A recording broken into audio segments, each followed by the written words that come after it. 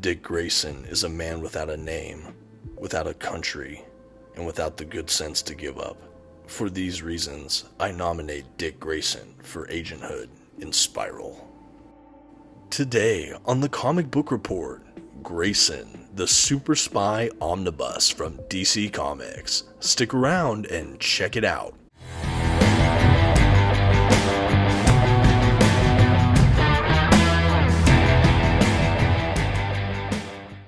Greetings all, my name is Dominic and today you're tuning in to the Comic Book Report, where we review comic books and graphic novels so you can get an idea of what to read. And today I'm coming at you with a DC Omnibus review. Of course we're talking about Grayson the Superspy Omnibus. And while I can't wait to jump into this Dick Grayson led series, I first want to give a shout out to our channel sponsor, organicpricedbooks.com. If you're looking to pick up your own comic book collected editions, please check out their website. You can find a link to it in the description for this video. And hey, if you find something you want to pick up, you can even use my discount code at checkout, TheComicBookReport, to receive $2 off of your order today. Please note, if you use my affiliate link or code to make a purchase, I will earn a small commission, but this is a fantastic way to support this channel. Thank you so much for considering. Now let's get started with today's Omnibus review. First, some quick facts about today's collection. The issues in this volume were written primarily by Tim Seeley and Tom King, and illustrated primarily by Mikel Janin. The comics in this volume were published by DC Comics beginning in 2014. The volume itself collects Grayson issues 1 through 20, Grayson Future's End issue 1, Secret Origins issue 8, Grayson Annual issues 1 through 3, Robin War issues 1 and 2, and Nightwing Rebirth issue 1. This is an oversized hardcover volume that has glossy print paper stock and a glued binding. The total page count for this book is 792 pages. At this time, I'd like to issue a general spoiler warning. I will be flipping through the contents of today's collection and commenting on plot points throughout. You've been advised. Okay, and now here's our first look at that omnibus edition from DC Comics, and right from the jump I have to say this is probably the cleanest looking omnibus in my collection. The white and gray featured across this dust jacket looks elegant, sharp, and modern. The front cover of the dust jacket has a nice picture of Dick Grayson, Agent 37 as we'll know him in this book, along with the titles. I love the stylized font for Grayson. I just think it looks really sleek and cool. Definitely fits the kind of narrative and the tone of this book perfectly. The spine itself is very simple. We have that same kind of font, Grayson the Superspy Omnibus, and the DC Comics logo in that nice gray against a white background. Again, it just looks so crisp on my bookshelf. It's hard to describe how much joy I get just seeing it up there. The back cover of the dust jacket is admittedly a bit unremarkable, just a lot of text and blurbs, some pricing information with the white and gray, but again, still looks crisp, clean, not too cluttered, still a really nice looking book. And now I want to go ahead and do one last full examination of the dust jacket. This time I'll be taking a look at the interior flaps of the dust jacket as well. I'll do a spread so you can see what it all looks like at a glance. I think this book, it benefits from that a bit, primarily because the front flap of the dust jacket is almost like a wraparound for the front. It has more of Dick Grayson's kind of body off to the side, so when you open it up and just can see it in full, you get a fuller idea and picture of Dick Grayson himself. The back cover, again, a little more unremarkable, but I think when you spread out the dust jacket, overall, it still looks really clean. I like that it's mostly white. It will be interesting to see how this book ages on the bookshelf, but right now it looks so clean and great, and I really just love it. Under the dust jacket, we have the Under the Dust Jacket printed artwork on the hardback itself. Unlike a lot of the other modern collections, we don't actually have art printed on the hardback. Instead, we are treated to more kind of stylized design work. This time, a white book with kind of gray circles, spirals, kind of concentric circles. It all really, really fits with the narrative here, especially the spiral organization, which we'll talk about in a little bit. But overall, a really beautiful book. And now, for all you prospective collectors out there, a quick look at the book's binding. As I mentioned, it does look like a glued binding here. Overall, no real complaints other than I would have rather seen a sewn binding. It's not a gigantic omnibus, but I will say my binding was a bit tight. So there was a little bit of gutter loss, nothing too critical for me, and overall, like I said, no real huge complaint here, but it could have been a little bit stronger, but overall, good stuff. Okay, now that we finished that up, we can dive into the collection proper. We have your kind of normal front matter, title, publication information, some kind of creator mapping, stuff like that in the front. No real huge table of contents or anything in this book, which I usually like to see, but I get it, especially with modern collections. At any rate, we really dive right in with, I believe, Grayson issue 1 here. I will say we don't really have the issue numbers when we see the covers, which is a bit tough to know where you stand in the book. I would have loved to see a little print saying like Grayson issue 1 or something like that. Instead, we just have the kind of virgin cover art, which is still quite nice, but it does make you feel a little bit lost as you get through the collection, wondering which issue I'm actually on. Anyway, before we get too much further, I do want to provide a bit more context for the series itself, particularly when this takes place.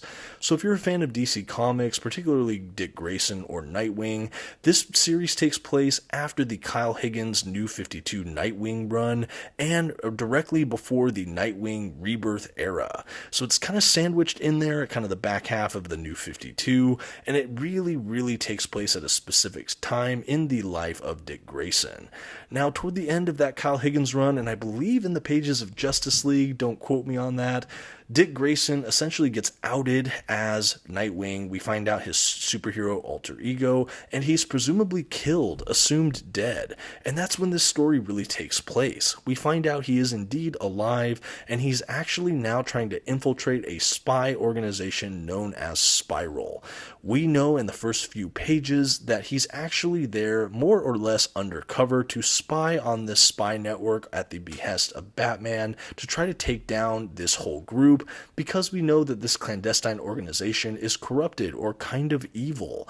And so the whole time he's kind of working for Batman, trying to send encoded cryptid messages with updates about what's going on within this Spiral organization. All the while his superiors really have no idea what he's actually up to. And I think that that's really a fantastic place to begin a spy narrative.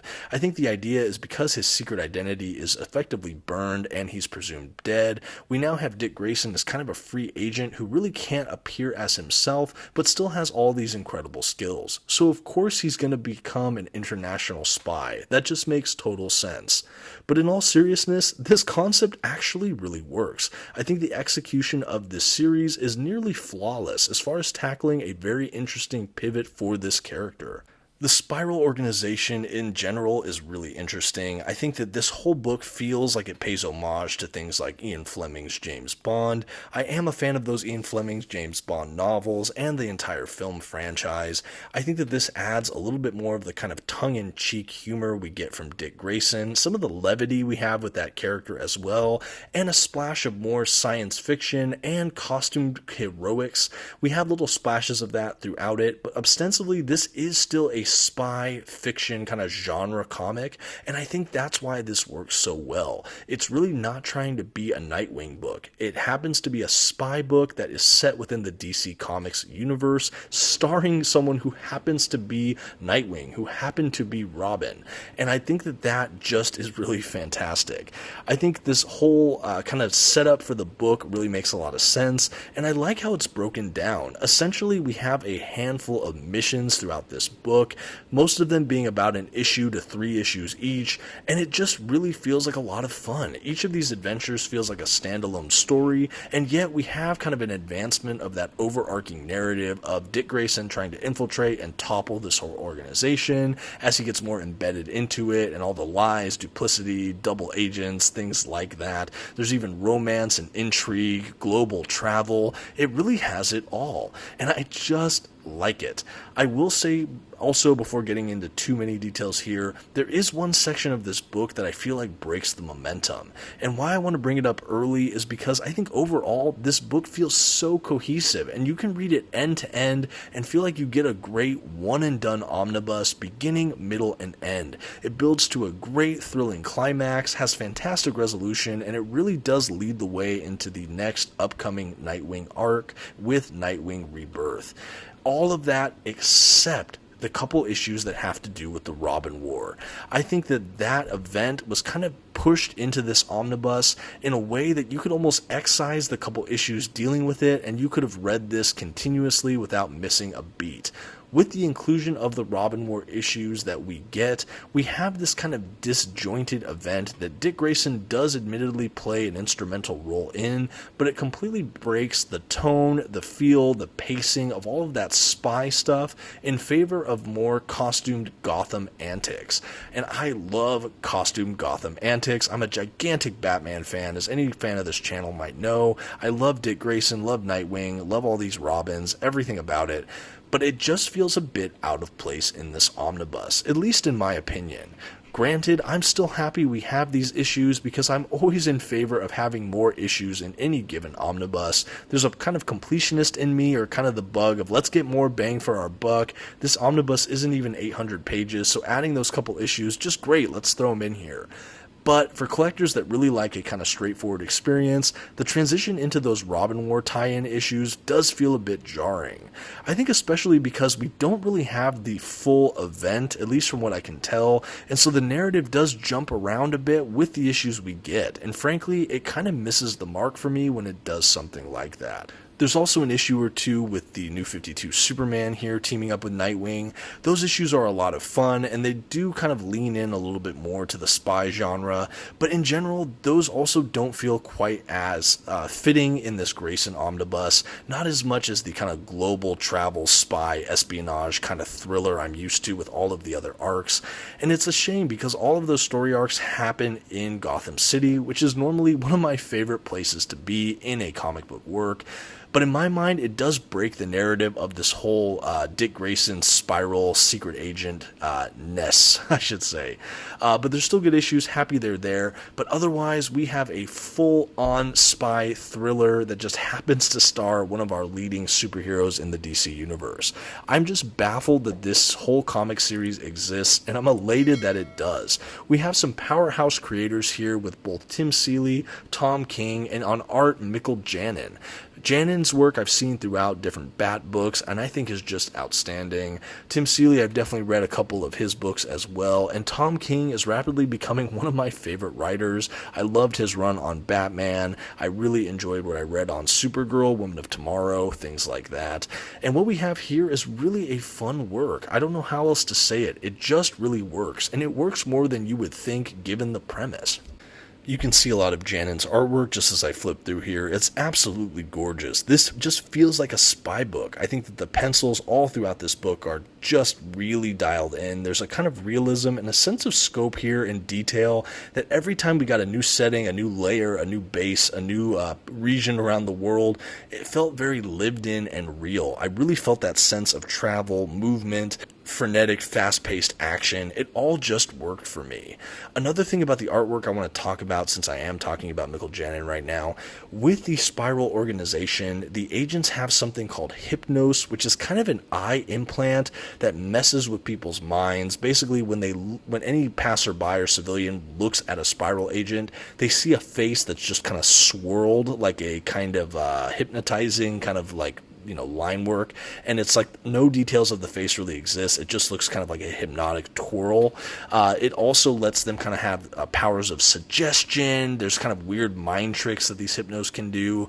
We're led to believe as we go further into it that it also has some control over the people that have these hypnos implant, perhaps by the organization itself. It's all really fascinating and interesting. There's also some like kill codes or command words that can interact with the hypnos in weird ways. One of the things I like about this is when these hypnos are activated and they're trying to do kind of the power of suggestion or mind control kind of stuff, we get these kind of trippy spiral patterns, then kind of like a psychedelic feel to the book. The pencil work is just really fun in these sequences, and the coloring just pops out of the page. There's a lot of stark primary colors. It's just really, really cool, and you'll probably see it throughout this book if you haven't already. Really, really love that as part of the artwork, and I love the narrative ties to that and all that means for the Spiral organization. This is kind of what I mean when I talk about kind of the sci-fi heavy nature of this book. We have this spy organization that's really doing some interesting things as far as their technology. We We also, going over the plot line, in these early arcs, it's heavily suggested that the Spiral organization is trying to learn secrets on kind of all the costumed heroes and maybe get different kind of DNA from them or organs or things that really they can strip and get powers out of and kind of mine for their own purposes. And it's really insidious and interesting. So right away, we know why Dick Grayson is kind of enmeshed in this community and really the value he has and what he's doing for Batman to try to stop this organization. I think for me why this really works is that we have Dick Grayson at a really interesting crossroads in his life. His secret identity was completely outed to the world. Everyone knows who Nightwing is, who Dick Grayson is, so he's completely lost his anonymity. On top of that, he is now presumed dead by everyone, so even if he did resume as Dick Grayson, everyone would know who he was, but now he's supposed to be dead. But we have this man who has such a unique upbringing and set of skills, who still wants to be an active, contributing member of this superhero community, this fighting for good community, but he's really trying to figure out who he is now. We also have a Dick Grayson who's not only been Nightwing, he's been Robin, he's been Batman, and he's trying to figure out just who he is. And at this crossroads, to go deep undercover in this spy organization, traveling the world, kind of uprooting himself from Gotham, and granted, he is a circus kid, so he didn't really have heavy roots, so really he caters to this lifestyle in some unique ways. He has that history of acrobatics, combat, everything. He's so proficient in all these different disciplines. So a spy narrative makes so much sense for a character like this, and yet it's still so just surprising when you hear the concept of this series. But it works so well for the character. I think it also pushes the level of how dark can we go with Dick Grayson, and I really find that the darker they get, the more his light shines, if that makes any sense. There's such a just pureness and goodness to this character that even embroiled in this dark kind of betrayal, espionage, wild spy narrative, he's still whole and true and Dick Grayson. He knows who he is. But there's kind of these themes of identity and what do you stand for? Who are you really? What are your actions saying about who you are? And it just all really works. I think that this book also has some great cameo appearances from people in the DC universe and the broader kind of universe here. We even had Midnighter show up, which is such an interesting pull, but is such a fun appearance and recurring guest throughout this series. Helena Bertinelli, or whoever her name is, his kind of mentor and love interest in this book, really just a flawless, interesting character in my opinion. And the whole organization, it's just fun. And yes, we do have appearances by Batman and the other Robins, but it's really kind of a back burner set of appearances in the scope of this whole greater spy narrative. And again, I think it works. I think this book actually works more when it leans just into the spy nature of it and less into the DC superhero nature of it. But it's just really fun, and I think that it really holds up. Reading it cover to cover, I really just felt myself totally immersed in the pages. I think that Mikel Janin perfectly served the narrative voice of the co-authors here, and I think that it's just such an immersive experience, and it just worked for me. Again, being a fan of a lot of the Ian Fleming kind of James Bond spy like world, there's so many just visual homages, narrative styles here that I recognized, and it just worked for me, plain and simple.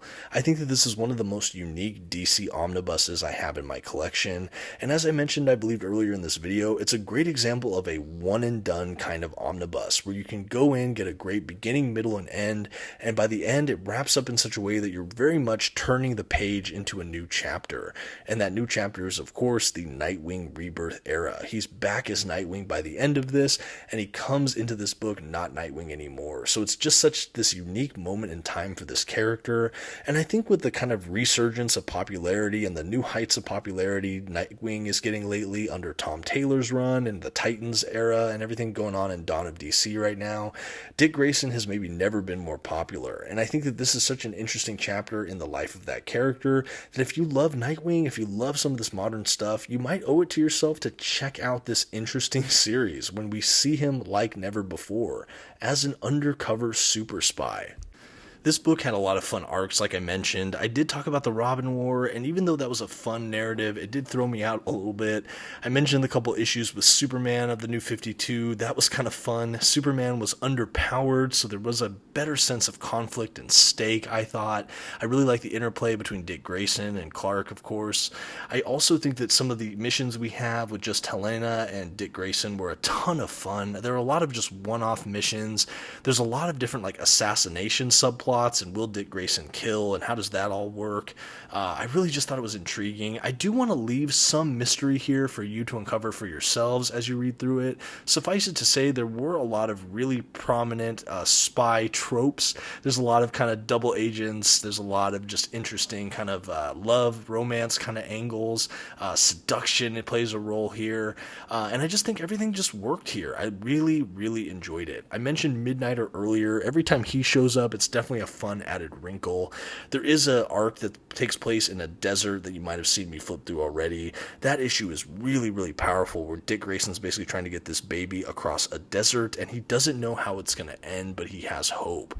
I think that this issue, more than most, really shows what makes Dick Grayson shine as a character, and it really underscores some of the primary oomph behind this book, which is, who is Dick Grayson? What does he stand for? Even when he's in this really corrupt, dark organization, he is still who he is. And I think underneath it all, he really shines through. And I just loved it. This book really had a sense of cool, from the artwork to the narrative to the dialogue to the character designs. And we just had this really unique experience. Like I said, I've really never read anything like this, especially from the big two superhero comic publishers. This is a really unique story here, and I really enjoy it. One of the things I love as well, I mentioned it earlier, but this book has a really good like climax and then resolution. The payoff is just excellent. Like I said, other than Robin War, you could read this thing cover to cover and really have a good sense of narrative. We have some great narrative arcs, and the end just pays off beautifully. I really think everything is wrapped up in kind of a neat bow in many ways, and I just really liked it. There's a sense of fulfillment when you finish this book. It reminds me, it's obviously very different, but it reminds me of when I read like Dan Slott's and the All Reds Silver Surfer Omnibus not too long ago. It's such like a unique chapter in the history of this primary character, and everything builds to a stunning climax. You feel like you have a perfect resolution, and you're so happy when you go ahead and close the omnibus. It leaves you wanting more, but you feel like you had such a satisfying visit. And that's what I felt reading Grayson. And actually, the last issue included here is the first issue of Nightwing Rebirth. He takes back that mantle, and we have kind of the new status quo established. And it's really that first page, that first step into the new world back as Nightwing. And it just works for me. I love that they added that. It almost feels like an epilogue to this series, even as it is a primary issue for that next Nightwing run. I'm so happy they included it in this book. I think it makes absolute sense. And like I said, it really just kind of transitions you into what comes next, and it gives you that perfect just epilogue to this Super Spy Omnibus. After that last issue, we have a really generous handful of extras in this omnibus, which I love seeing. We have a lot of character models, images, behind the scenes kind of sketches, artwork, things like that. And then we have this huge variant cover art gallery, which I love seeing. We don't have the small thumbnails, we have full page cover art here, and I just love it. There's so many beautiful images here, and I just enjoyed having it all collected here. I love whenever an omnibus has a great section at the back with these kind of extras, the bonus features, the behind the scenes. It just really makes me feel like I'm having a comprehensive reading experience where I get just all of my issues and more. And as I flip through the last of these extras here, we're coming toward the end of the collection here, but I do want to just make a space to say, are you a Dick Grayson fan? Are you a Nightwing fan? Are you a Batman, Robin fan? Let me know in the comments, and if so, let me know whether or not this whole series sounds interesting to you. Let me know if you've read it, especially if you have read it. Let me know your feedback on this collection. I would love for the comment section to be a great resource for more people who want to check this book out, and frankly, I would like to have some discussion with other people who read this and maybe enjoyed it, or maybe you didn't. I'd like to hear your thoughts in the comments below. And that's going to bring us to the end of this omnibus, and now all that's left is to give Grayson the Super Spy Omnibus a grade. for a stunning collection of spy genre work in the comic book medium that just happens to star one of the dynamic duo Dick Grayson, The Comic Book Report is happy to give Grayson The Superspy Omnibus by Tim Seeley, Tom King, and Mikel Janin a B+. This is definitely an above average read with fantastic art. I do think the inclusion of Robin Ward did break up the momentum a bit, and I would have loved to see a sewn binding instead of this more tight glued binding. But beyond that, I think that this was such a great work that I would confidently recommend to any Dick Grayson fan, Nightwing fan, Batman fan, spy genre fan, or even DC Comics fan in general. This was a fantastic work of fiction, and frankly, it makes me wish Marvel and DC took more weird chances like this, because every so often you have to have series that pay off in the way Grayson did. But let me know what you think in the comments, and until next time, this has been the Comic Book Report. Please don't forget to give this video a like, maybe check out some of my others, and until next time, have a good one.